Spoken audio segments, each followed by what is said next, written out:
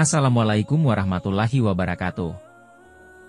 Saudara semuslim, Rasulullah Shallallahu Alaihi Wasallam adalah Nabi dan Rasul terakhir utusan Allah Subhanahu Wa Taala bagi umat manusia. Beliau mewariskan dua peninggalan paling berharga bagi umat Islam. Namun peninggalan Rasulullah Shallallahu Alaihi Wasallam bukan berupa harta ataupun barang. Hal ini bersandar pada hadis yang diriwayatkan Aisyah radhiyallahu anhu.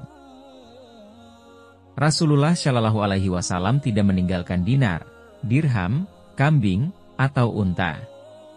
Beliau juga tidak memberikan wasiat harta kepada siapapun. Hadis riwayat Muslim. Dalam riwayat lain, dijelaskan bahwa harta-harta Rasulullah Shallallahu Alaihi Wasallam telah disedekahkan.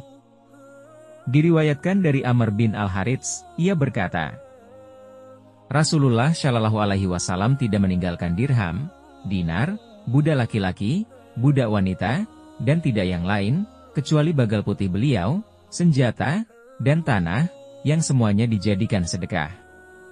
Hadis riwayat Bukhari. Lantas, apa yang menjadi peninggalan Rasulullah Shallallahu Alaihi Wasallam?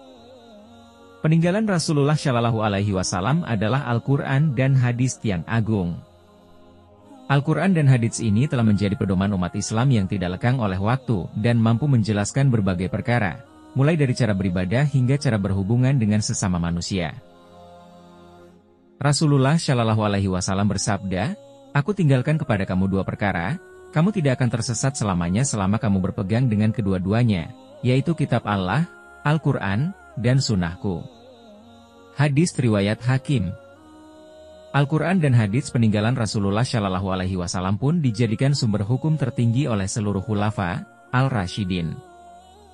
Walau di kemudian hari terdapat ijtihad untuk menjawab persoalan yang tidak terdapat di Al-Quran dan hadis, kedua pedoman ini tidak tergeser kedudukannya. Kisah Al-Quran dan hadis sebagai peninggalan Rasulullah Shallallahu Alaihi Wasallam juga diceritakan dalam kitab Mukasyafah Al-Qulub karya Imam Al-Ghazali yang diterjemahkan oleh Abu Hamidah Al-Fakir. Kisah ini diriwayatkan oleh Abu Hurairah radhiyallahu anhu. Suatu hari, beliau masuk pasar dan berkata, "Aku lihat kalian di sini sementara warisan Rasulullah Shallallahu Alaihi Wasallam dibagikan di dalam masjid." Orang-orang tersebut pergi ke masjid dan meninggalkan pasar. Namun, mereka tidak melihat warisan itu dan mereka berkata, "Wahai Abu Hurairah, kami tidak melihat warisan dibagikan di dalam masjid." Abu Hurairah balik bertanya, "Apa yang kalian lihat?" Mereka menjawab, "Kami hanya melihat suatu kaum sedang berzikir kepada Allah Azza wa Jalla dan membaca Al-Quran." Abu Hurairah berkata, "Itulah warisan Rasulullah Shallallahu Alaihi Wasallam." Namun, bagaimana upaya para khalifah dalam melestarikan dan menjaga Al-Quran dan hadis? Sebagai sumber hukum yang paling utama, Khalifah setelah Rasulullah Shallallahu Alaihi Wasallam senantiasa berupaya menjaga kelestarian Al-Quran. Salah satu upaya tersebut adalah pembukuan Al-Quran yang dilakukan oleh Abu Bakar Ash-Shiddiq radhiyallahu anhu.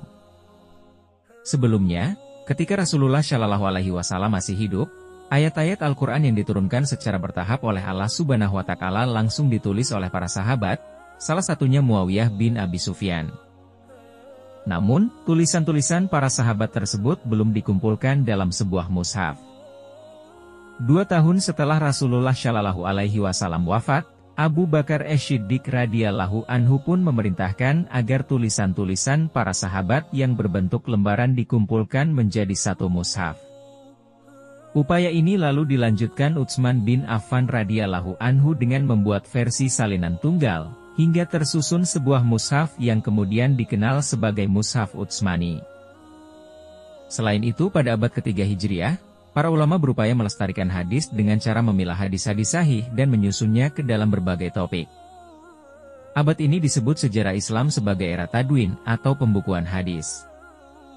Pada masa ini, muncul ulama-ulama ahli hadis yang membukukan sabda Rasulullah Shallallahu Alaihi Wasallam secara sistematis.